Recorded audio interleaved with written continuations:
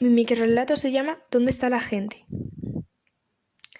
El documental que estaba viendo se había terminado y no tenía nada interesante que hacer, así que decidí salir a la calle a hacer deporte, porque ya de tanto comer chocolate no me cabían los pantalones.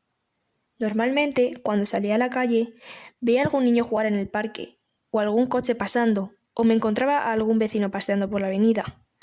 Pero ese día todo estaba desierto. Me pregunté, ¿dónde está la gente?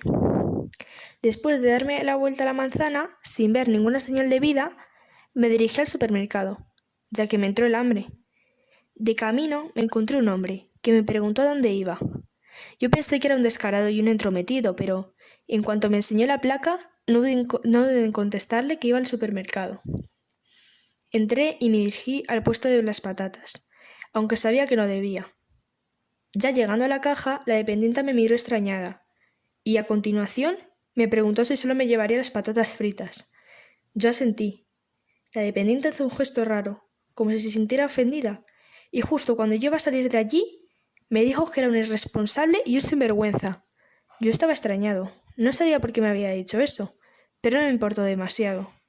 Me encaminé de vuelta a mi casa, y me encontré por casualidad a un vecino. Fui a saludarle, y justo cuando le iba a dar la mano, se apartó de mí, y me dijo que estaba loco. Yo pensé, ¿otra persona más que me insulta? ¿Tengo monos en la cara? Me largué y llegué a mi casa. Me asomé al balcón y toda la gente empezó a aplaudir. Fue entonces cuando me acordé de que era mi cumpleaños.